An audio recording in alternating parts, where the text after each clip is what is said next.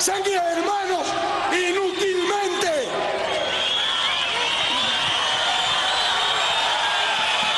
Jamás cedimos, jamás aceptamos negociar nada, bajo presión, nada, por el diálogo todo. Claramente no se trató de una legítima reivindicación salarial, que además no hubiera justificado los medios, sino de un claro intento de conspiración. Yo salgo como presidente de la República o salgo como cadáver. Su tarea de la manera más efectiva, evacuar al presidente de la República de manera segura. Ellos sale en una silla de ruedas, protegido con una máscara antigases. Referencia tanto a su seguridad personal como también a quienes llegaron a darle ese respaldo. Ahí vemos personas disparando en los interiores del hospital de la policía. Casa de salud en donde se alojaban adultos mayores, mujeres embarazadas, niños residentes de la República. Allí están colegas, por cierto, comunicadores. Y empezaron a disparar balas de goma a los policías. Ustedes pueden escuchar lo que está sucediendo. Sí. Los camarógrafos estamos ocultos tras un poste. También para darles cuenta de lo que ha sido esta jornada. Néstor, difícil. En este operativo vemos un uniformado que fue afectado, se resbaló prácticamente, se encuentra herido. Horas 29 minutos el tiempo local. País y también de otros lugares del mundo. Hay mucho interés alrededor del planeta por conocerlas y porque persisten los disparos desde todos lados, Alex, registrándose disparos de armas de fuego. Son miembros de la Policía Nacional, acá también en este momento, Alex. Hasta el auditorio nos están diciendo que nos dirijamos algunos.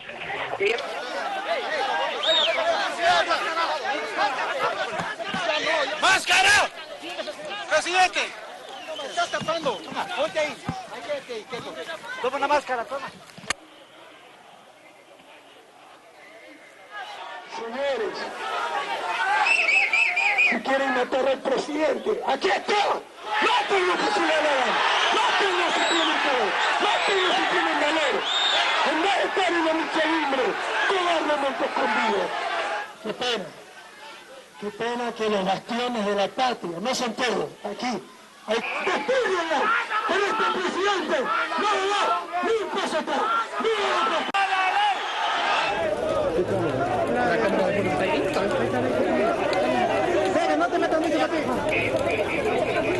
Lo que nos dificulta la transmisión desde el lugar. La policía realmente violenta en contra de la prensa y la ciudadanía que no está de acuerdo con esta paralización.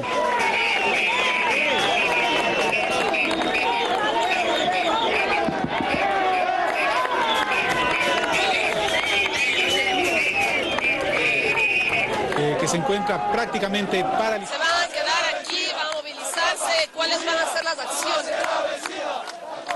La resolución que hemos tomado con los compañeros es no salir a trabajar hasta que no... Incluso con la quema de neumáticos en las puertas de ingreso del regimiento Quito. No sé si tienen alguna otra pregunta ya, compañeros.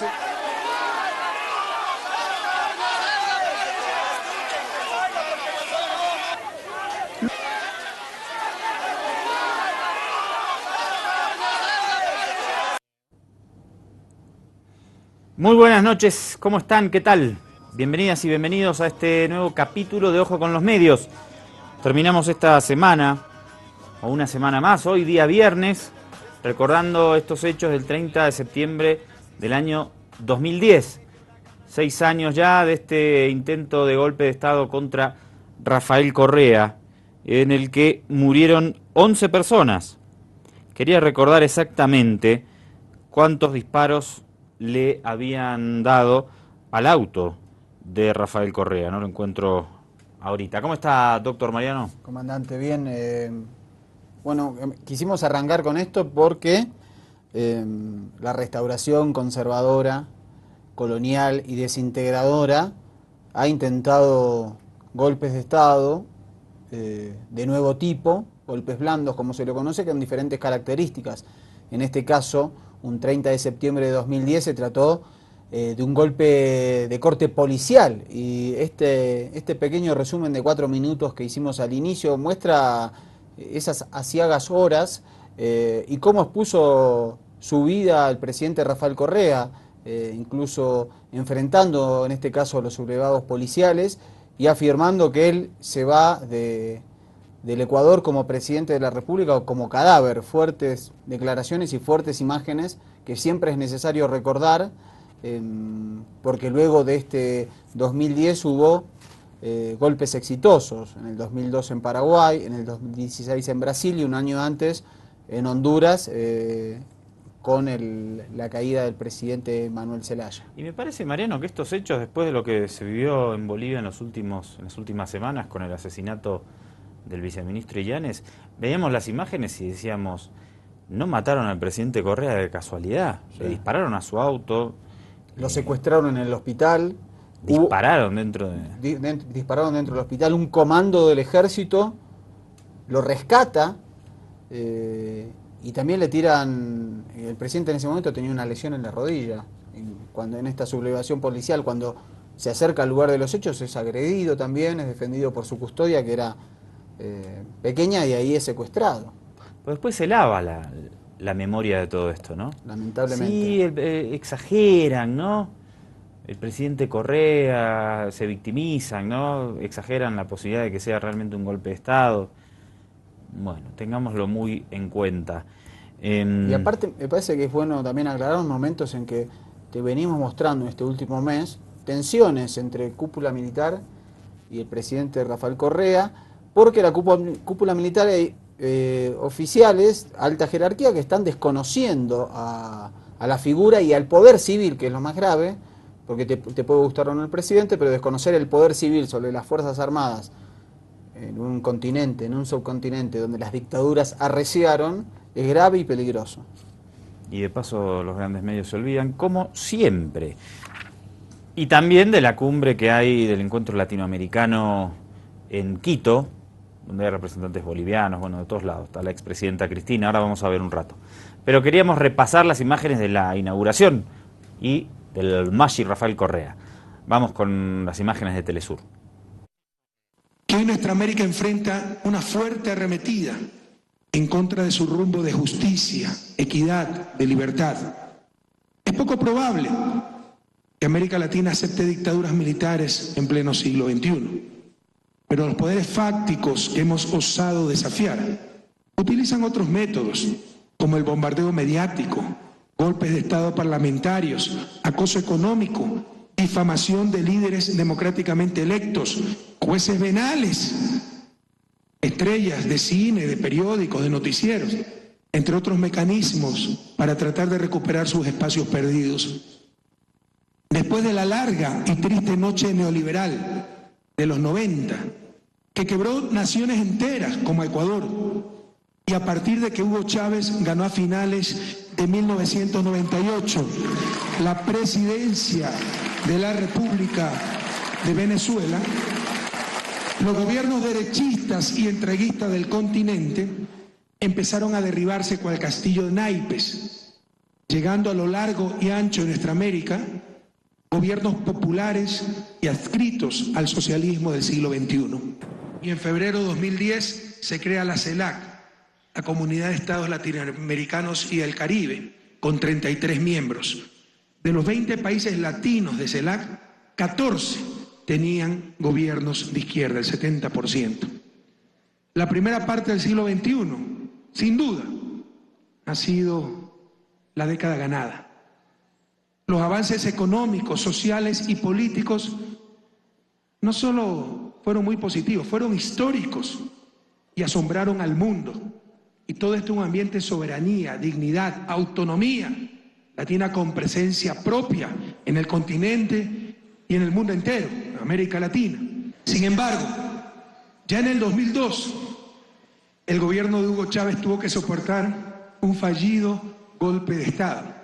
Nuestro principal adversario político en estos años de revolución han sido los partidos de derecha, entre todos no logran hacer uno, han sido sus medios de comunicación que se han convertido en descarados actores políticos en defensa del pasado. Es una de las cosas que debemos tratar como izquierda. Pero desde el 2008 se intensificaron intentos no democráticos de acabar con los gobiernos progresistas, como fue el caso de Bolivia en septiembre de 2008, Honduras en 2009, Ecuador 2010 y Paraguay 2012. 4 intentos de desestabilización, 2 de ellos exitosos, Honduras y Paraguay, pero, oh sorpresa, todos contra gobiernos de izquierda. Poco a poco, la reacción se ha ido consolidando, con estrategia y articulación internacionales, con la ayuda de sus medios de comunicación y, sobre todo, últimamente, por un entorno económico adverso, básicamente a partir de la segunda mitad del año 2014. Ayudados por ese desalentador panorama económico regional, se decidieron a lanzarse una fuerte arremetida en contra del cambio de época en América Latina. Ya no es solo un intento de restauración conservadora, como hace un par de años la llamé. Me refería a coaliciones nunca vistas, por ejemplo, para elecciones locales aquí en Quito.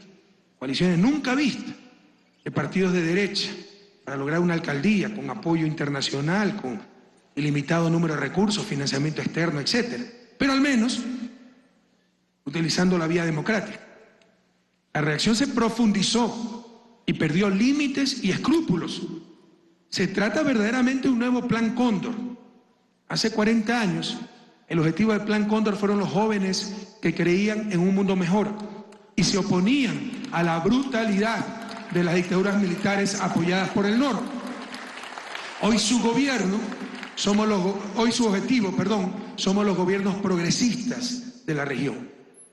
Así tenemos el acoso y boicot económico a nuestra querida Venezuela, el golpe parlamentario en Brasil y la judicialización de la política, como nos lo demuestran los casos de la propia Dilma, de Lula y de Cristina.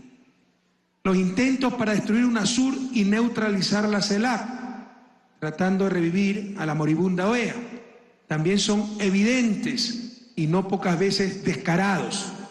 Ni hablar de lo que está sucediendo en Mercosur.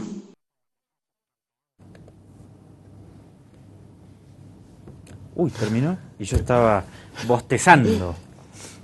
No por el discurso de Correa, no por el cansancio de la semana. A esta hora, sí. Me gustó la síntesis que hace Rafael Correa. Me parece que en este encuentro hace como una ampliación de la descripción del Plan Cóndor. Sí. Fue un discurso que duró 1 hora y media aproximadamente de apertura, donde se refirió al nuevo Plan Cóndor en América Latina, es decir, la reedición de la persecución, en este caso a gobiernos progresistas, por nuevas entidades, la necesidad de un pacto ético de los gobiernos de izquierda y también el rumbo de la economía en la actualidad. Muy interesante y pero bueno, la capacidad oratoria, ¿no? Cuando él dice, porque en la cotidianidad te perdés, no te das cuenta del todo el contexto. Cuando él dice 2008 Bolivia, 2009 Honduras, 2010 Ecuador, 2012 Paraguay, es como que es fuerte. Fuerte, ¿no? Muy fuerte. Y si nos vamos un poco más atrás, 2002. Claro, pero queda más Venezuela, separado. Claro. Y ahora la readecuación a los intentos de restauración de los sectores reaccionarios. Bien, vemos imágenes del Parlamento ecuatoriano con Cristina Fernández de Kirchner, a quien distinguieron allí. Dale. Saludar a la expresidenta de la República Argentina, Cristina Fernández de Kirchner, y destacar su amplia carrera social y política. Otorgar la condecoración Asamblea Nacional de la República del Ecuador, Manuela Sáenz. Quiero decirles que siento un inmenso honor de tener colgado en mi cuello esto que es nada más ni nada menos que la máxima condecoración que otorga esta honorable Asamblea Nacional. Lo recibo en nombre de millones y millones de compatriotas, no solamente de mi país, sino de la patria grande, en este proceso virtuoso inaugurado por la región durante el siglo XXI han vuelto a sentirse parte de su país, que por momentos los expulsaba, los negaba y los declaraba invisibles. La semilla que plantaron San Martín, Bolívar, Belgrano, no fueron tiradas al viento. Florecen, germinan con todas las dificultades que le ponen. Lo que nosotros queremos, lo que nosotros pedimos, que es igualdad de oportunidades, libertad para expresarnos, una economía que permita progresar a los pueblos, es lo que piden millones y seguirán pidiendo millones. Posteriormente a esta condecoración a la expresidenta Cristina Fernández de Kirchner, la recibió el presidente Rafael Correa en su despacho presidencial. Hubo un breve intercambio antes con los medios y dejó esta reflexión en el presidente Rafael Correa. Es un gran honor para el país, para nosotros, como gobierno, recibir a una mujer icónica de América Latina como Cristina, ¿no? Víctima de esa judicialización de la política, como Dilma, como Lula, en la nueva estrategia de la derecha para tratar de acabar con los líderes progresistas, pero no lo lograrán. Yo le hago una pregunta: ¿cuántos de esos líderes están en los Panama Papers? No son los líderes opositores de la derecha, pero cierta prensa no dice nada al respecto. Sabremos enfrentar estos ataques, compañeros, con verdad, con transparencia, con compromiso. Gracias, Rafael. Bienvenida. Gracias. Es tu casa. Gracias. Muchas gracias. Ahí está siempre la contundencia de Rafael Correa en su argumentación. Creo que es uno de sus grandes capitales políticos, ¿no? Sí. Su formación intelectual, que es muy vasta, y además su capacidad discursiva, además le mete mucha pasión, porque a veces los discursos muy armados intelectualmente carecen de pasión política. Podés tener una gran formación y ser más aburrido que chupar un clavo. Claro, o no ser didáctico y nadie te entiende. No, y él sabe mixturar ambas características y por eso, digamos, es muy grato escucharlo, muy enriquecedor. En ese estilo también está enmarcado el presidente gerente Mauricio Macri, de contundencia intelectual, etcétera. Por eso queríamos repasar un spot de su campaña, ¿no? Sí, bastante antes de la campaña presidencial, pero ya estaba lanzado y empezaba con estas informaciones. Esto en su Facebook lo había lanzado primero. Vamos a verlo. Un país crece con trabajo y dialogando entre todos para entender las necesidades de cada uno. Empezamos este viaje por todo el país para hacer aún más profundo este diálogo, para estar cada vez más cerca y llegar lejos, juntos. Federico. Sí. Mauricio Macri, ¿cómo andás? Gusto, Mauricio, ¿cómo le va? ¿Cómo anda? Por eso hicimos una convocatoria en Facebook, para juntarme a conversar sobre el país que queremos. La única condición, que me invites a tu casa. En Amaicha, Tucumán, tuvimos la suerte con Juliana de conocer la familia Díaz. Gente honesta, sencilla, con un compromiso con su comunidad que realmente te emociona. ¿Cómo estás? Hola. ¿Cómo estás?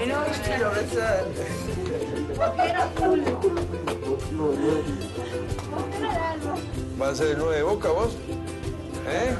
Están preocupados por el futuro de su pueblo, especialmente por el futuro de los jóvenes. La escuela de Amaicha tiene graves problemas de infraestructura y los que se reciben allí dejan el pueblo por falta de trabajo.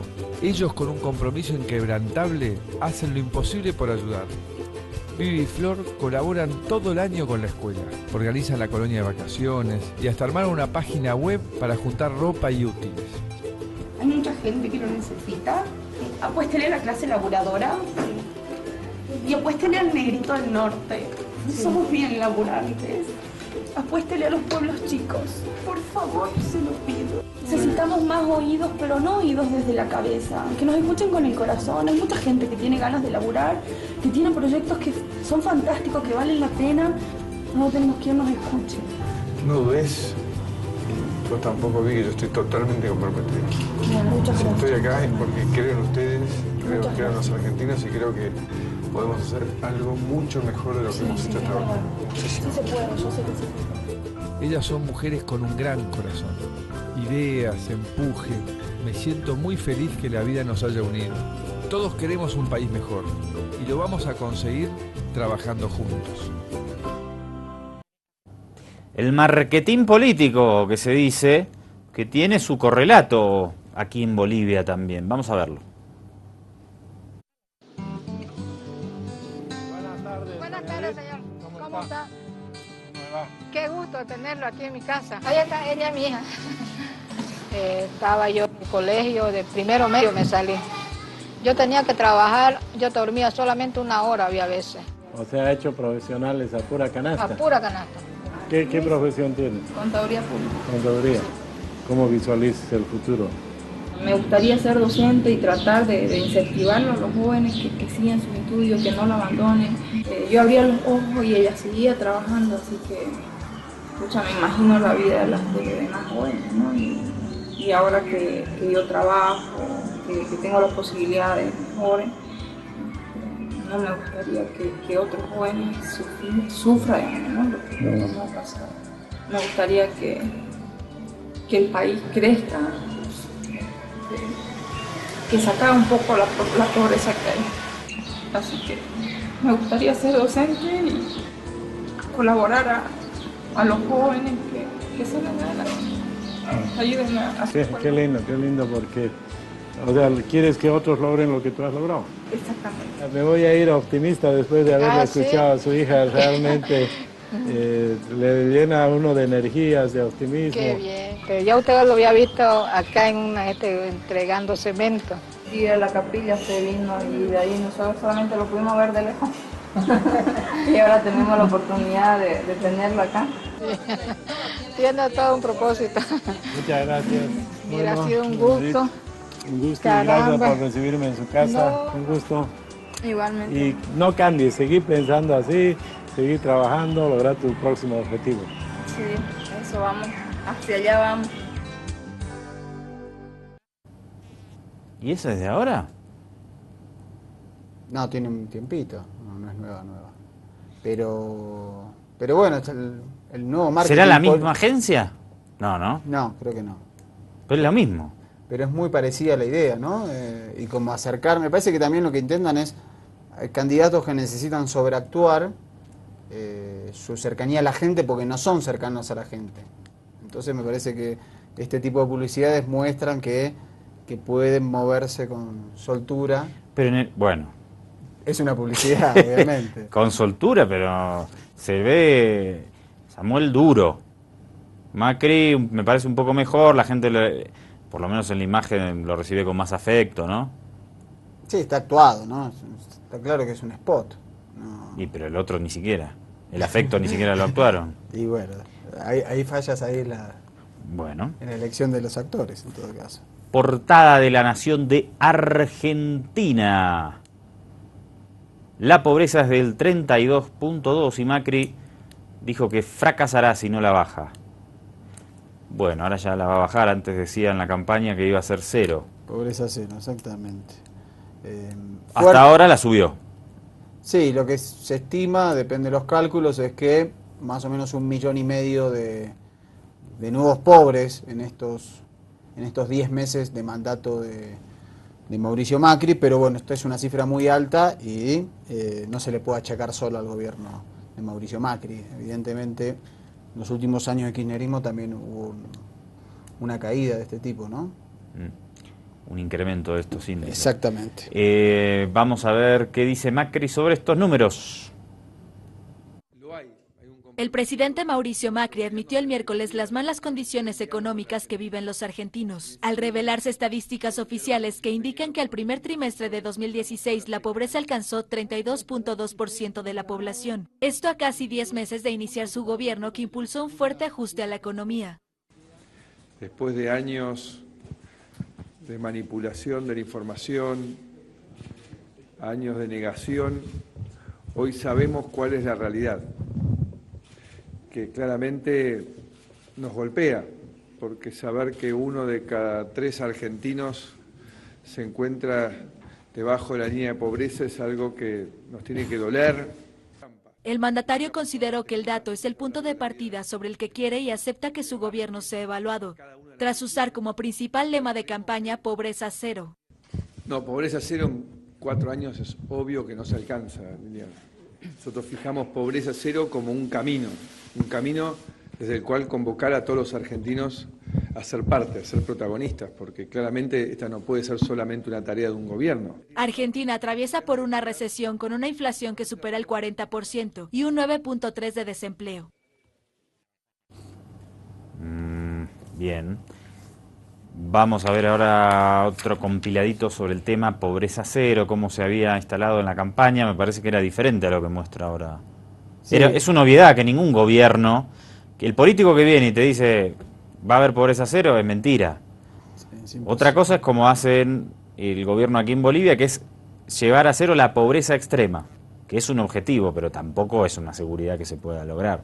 Pero la pobreza no extrema, llevarla a cero, no sucede en ninguna parte del mundo, y Macri lo usó como un caballito de... Sí, creo que ese era el problema.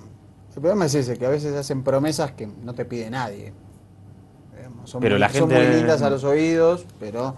Pero la gente va y te vota por eso. Y aparte en sistemas políticos capitalistas, Argentina requiere volver a generar un proceso virtuoso industrial, hay mucha especulación financiera, mucho proyecto económico de corto plazo, no es fácil. Vamos, Macri. Argentina con pobreza cero. Una Argentina con pobreza cero. Una Argentina con pobreza cero. Que es una Argentina con pobreza cero. Hacia pobreza cero.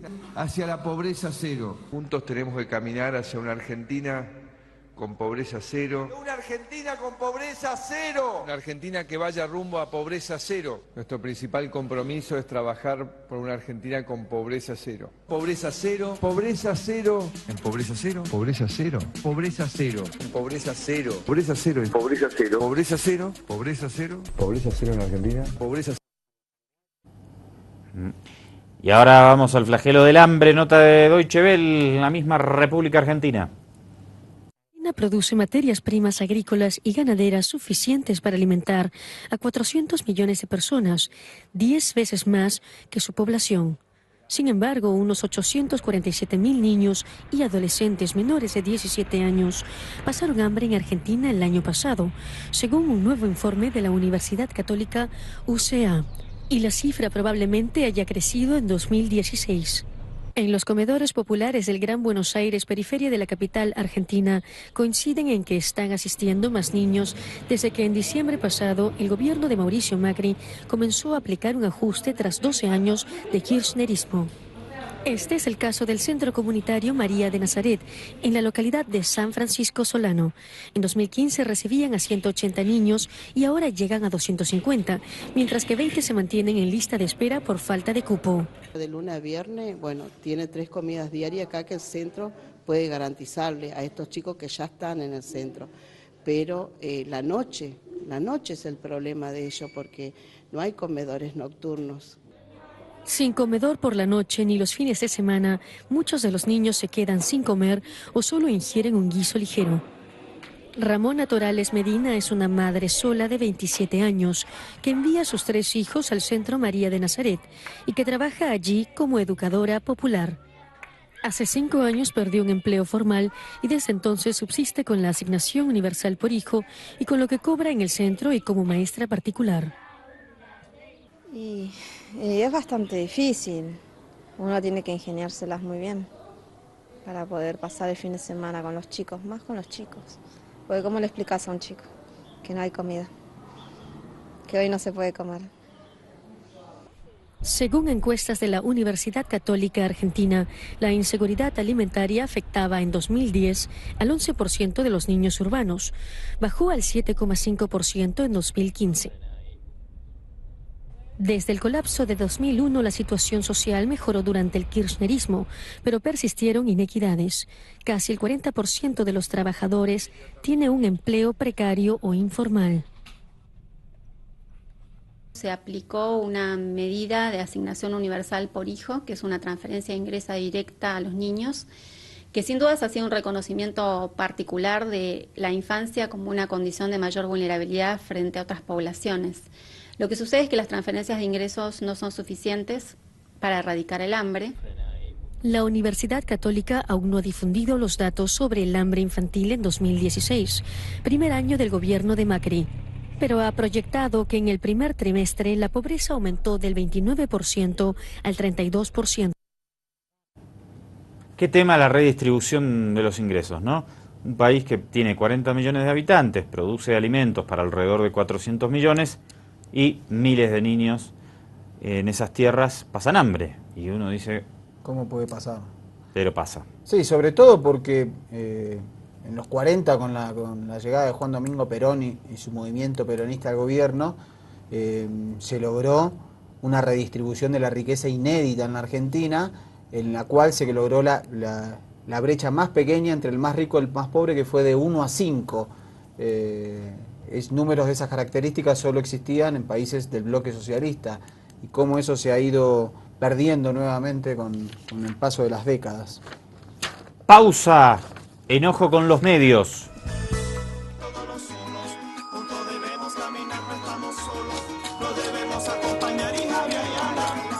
Acá seguimos en Ilavi Ayala para los últimos minutos de esta semana de Ojo con los Medios. Queremos acudir a nuestro gurú, José Mujica, con sus últimas frases picantes. Ya vamos a ver más material del Pepe. A ver, el Pepe Mujica en la nación de Argentina. La Argentina y Brasil parecen dos repúblicas bananeras. Bien. Sí, en este caso, en la nación de Argentina, y muchísimos periódicos levantaron esta entrevista exclusiva que le hizo el diario El Mundo de España. Una muy extensa, la podés buscar en la web, y entre ellas dijo que estamos todos locos, lo que están haciendo Argentina y Brasil es una locura, parecen repúblicas bananeras, ¿no? Realmente el término repúblicas bananeras remite a naciones poco serias, débiles institucionalmente. Débiles institucionalmente, sí. Esto es levantado en pauperizadas institucionalmente. Un libro de 1904 de O. Henry, Zapallos y Reyes. Me acuerdo además del poder de las bananeras, ¿no? La United Fruit en Centroamérica, claro, prácticamente reemplazaba a los estados. Cuando un gobierno no le gustaba la United Fruit, Jacobo Arbenz, golpe de estado. Adiós. Bien, eso sí que eran bananeros. Vamos, y un abrazo a los bananeros del trópico de Cochabamba, que nada que ver con esos de la United Fruit, esperemos, ¿no? Bien. Vamos a ver qué pasa en Brasil con un candidato. Fíjate, informe de la agencia Telam.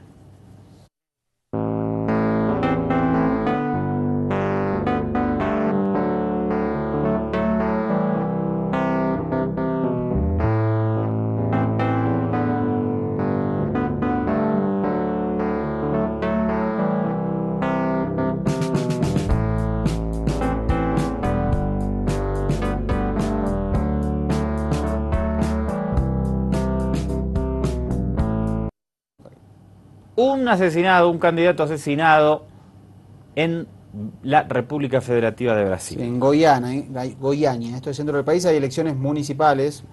Este domingo en Brasil va a ser un termómetro para las elecciones de 2018 y para ver cómo quedó el panorama político después de la destitución de Dilma Rousseff. Donde también hay un proceso electoral o un referéndum, es en Colombia, ya lo saben. Vamos a ver una nota de Pacífico Noticias para ver cómo está ese ambiente. Desde aquí, desde la sede regional del Instituto Colombiano de Bienestar Familiar en el norte de Cali, en donde se desarrolla a esta hora un foro sobre pedagogía de paz de los acuerdos de La Habana pactados entre el gobierno y las FARC. Uno de los invitados más destacados de este evento ha sido el abogado Juan Carlos Lozano, quien nos habló acerca de la correría que ha hecho en todo el departamento para explicar lo que han acordado la insurgencia y el gobierno en Cuba. Lo que se encuentra uno es un terreno polarizado, se encuentra uno una posición que no ha leído pero que critica. Entonces lo ideal es establecer un diálogo donde podamos mostrar qué es lo que en realidad es el acuerdo y cuál es el alcance.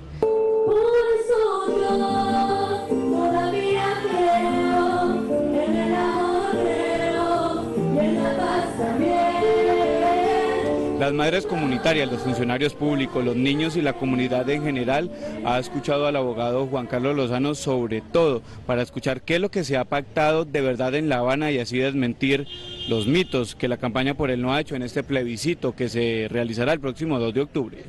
En 200 años de democracia hemos tenido un presidente de izquierda. Ni siquiera el acuerdo contempla que los demás partidos desaparezcan. Es que aquí todos los partidos van a seguir haciendo política. Las FARC van a entrar apenas en el terreno de hacer política. Este foro sobre pedagogía de paz seguirá hasta las 5 de la tarde. Participarán entre otras la señora Fabiola Perdomo, directora de la Unidad Regional de Víctimas y viuda del diputado Juan Carlos Narváez, también Jesús Darío González del Observatorio de Realidades Sociales y otros invitados que hablarán sobre la importancia de decirle sí al plebiscito este 2 de octubre. Y la BBC de Inglaterra ha hecho un gráfico sobre el conflicto interno en Colombia comparándolo con otros en el mundo.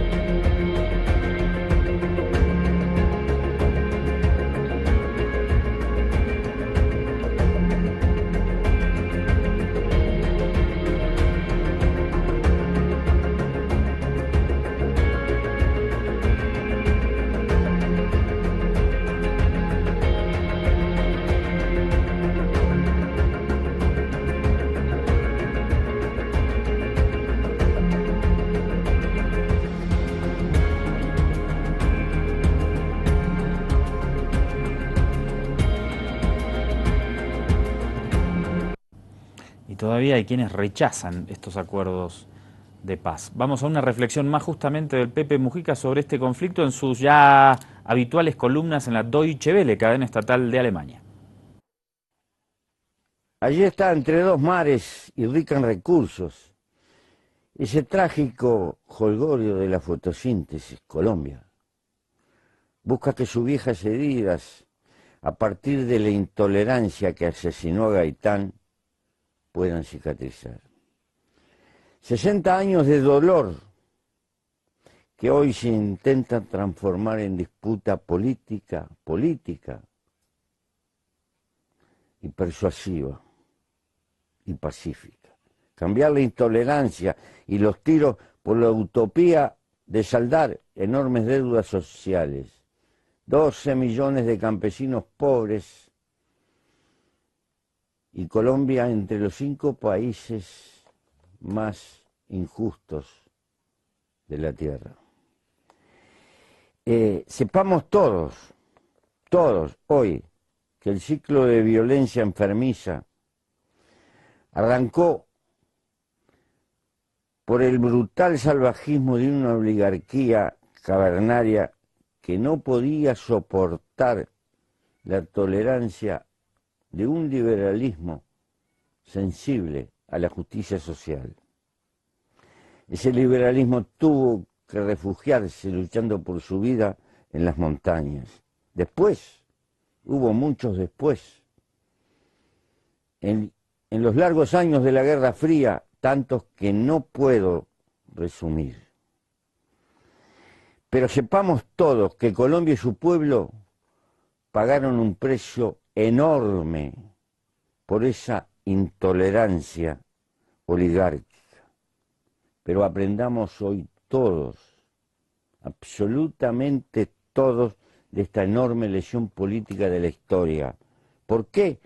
Porque el péndulo de la historia parece empujar en este momento en varios países hacia la derecha extrema, hipernacionalista, xenófoba, portadora de un proteccionismo chauvinista que amenaza hacer pedazos la globalización abierta, esta sí, hija de intereses concentradores y oligopólicos.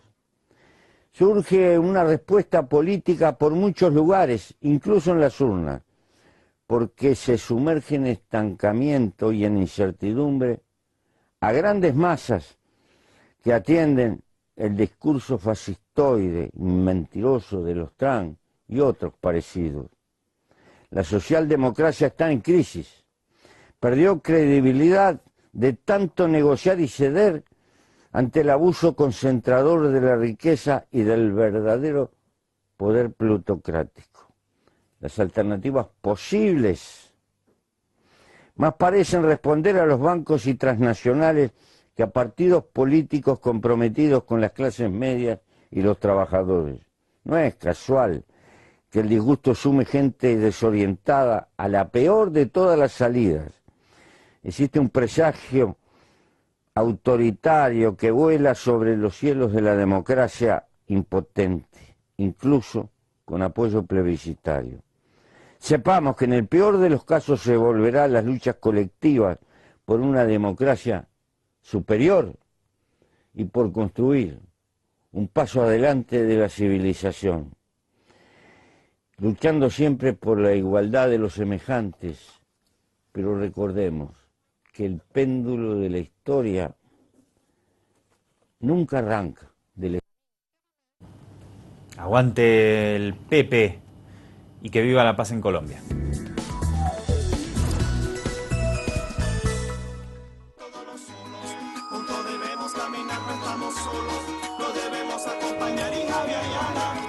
¿Por qué? ¿Por qué me trae una foto de Pinochet?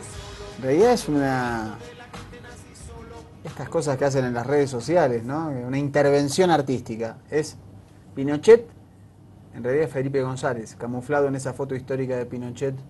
Qué foto nefasta. Sí, del golpe de Estado. Y es que muchos hablan en España de que Felipe González le ha dado un golpe de Estado a Pedro Sánchez, secretario general del Partido Socialista Obrero Español. Ya vamos a ir con eso, pero esta semana no me mostró nada de nuestro presidente Rodrigo Duterte de Filipinas. Sí, no nos podíamos ir. Yo no quería que usted se vaya a este fin de semana sin otra frase memorable del presidente de Filipinas. El presidente de Filipinas ha sembrado una nueva polémica al asegurar que le gustaría emular el holocausto judío de la Alemania nazi con los drogadictos de su país, unas declaraciones que han sido inmediatamente condenadas por organizaciones judías. Hitler masacró a 3 millones de judíos. Ahora, aquí, hay 3 millones de drogadictos y me gustaría masacrarles a todos. Eso ha dicho Rodrigo Duterte a su regreso de un viaje oficial a Vietnam.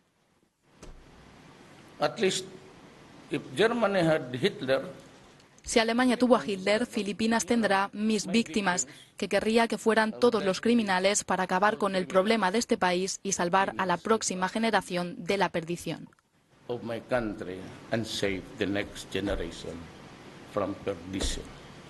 Desde que llegó a la presidencia en mayo, más de 3.000 personas, presuntos consumidores de drogas y traficantes, según las autoridades, han sido asesinadas en su agresiva campaña contra las drogas.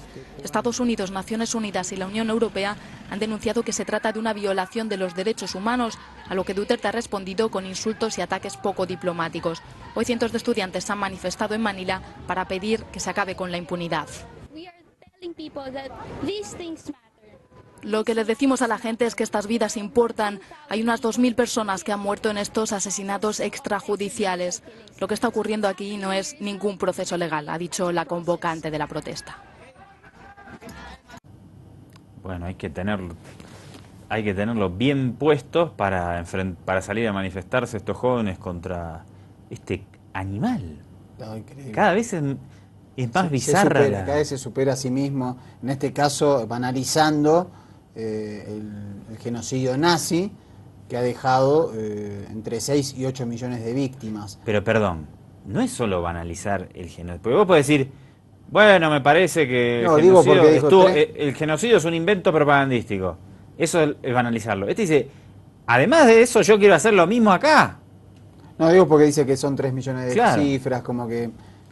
sí, pero no, porque hubo algunos dirigentes internacionales a los que se los ha criticado mucho por banalizar el holocausto. Pero este no solo, este va más allá, dice, yo quiero hacer esto acá, con los drogadictos.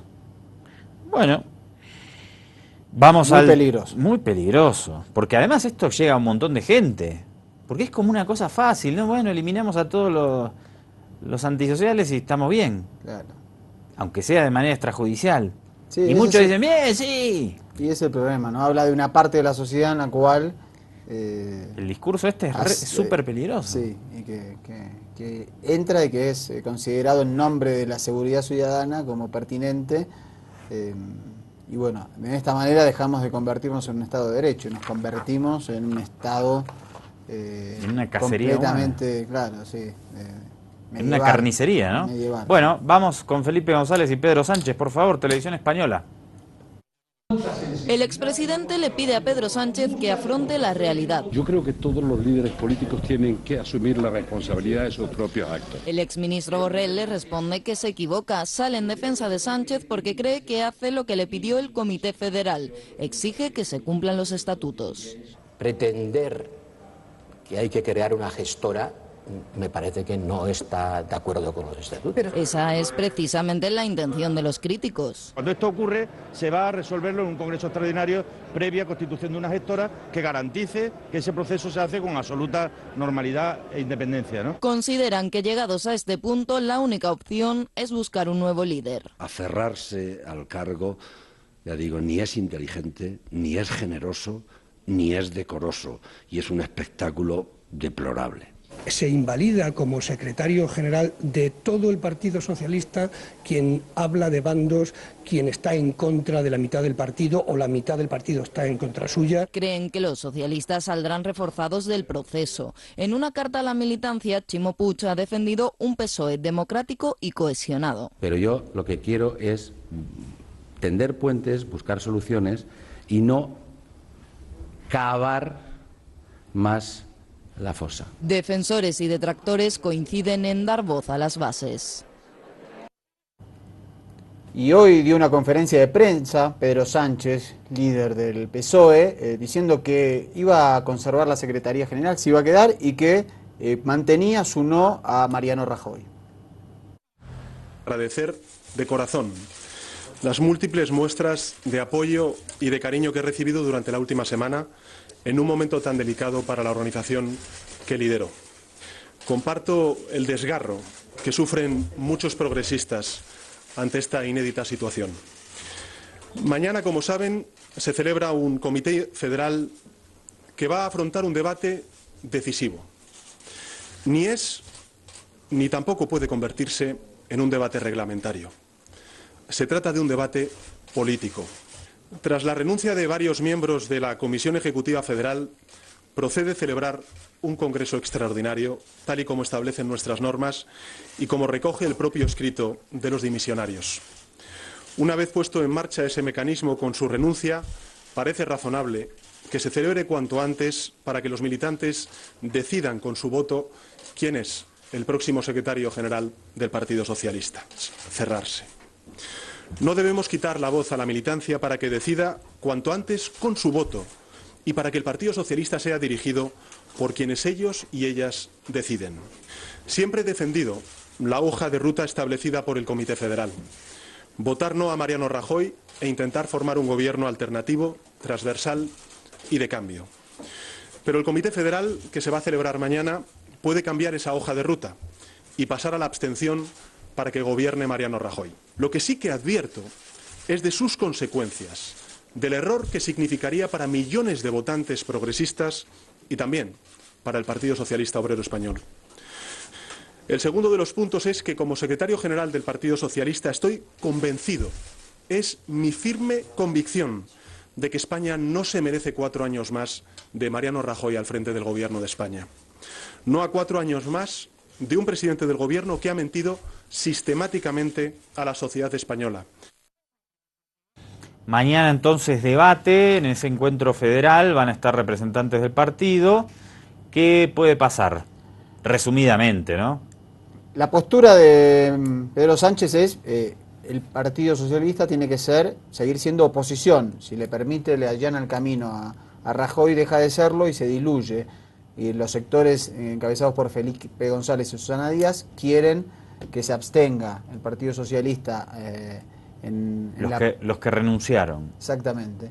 Si eso termina ocurriendo, es decir, que porque ahora está muy empatado, son 17 miembros contra 18, hay 3 vacantes, o sea que está la cosa muy peleada. Si llega a ocurrir que en la votación de mañana la mayoría o hay la mitad más uno decide abstenerse en una próxima elección para allanar un gobierno del Partido Popular, va a ser el último día de secretario general de Pedro Sánchez, le anticipo. ¿Y la decisión de las bases? Pero en este caso el Comité Federal, por eso dice Pedro Sánchez que hay que convocar un comité extraordinario ante esta situación. Es decir, un comité que incluya no a esos 35 miembros de la Ejecutiva, sino que también incluya a los delegados de todas las regiones de España. Para enterarse de esto, lamentablemente, usted va a tener que ver Ojo con los Medios el próximo lunes a las 22:30. No le queda otra. No queda otra. Excelente, entonces nos despedimos acá. Somos Mariano Vázquez y Andrés Allari de este lado. Es un gusto como siempre acompañarte y esperamos contar con el privilegio de que nos acompañes la próxima semana. Cualquier cosa nos comentás, cualquier tema a través de nuestras redes sociales, Facebook, Twitter, no sé qué. Me gustó el otro día que nos llegó un mensaje, quería leerlo, de alguien que nos acusó de derechistas. Por fin.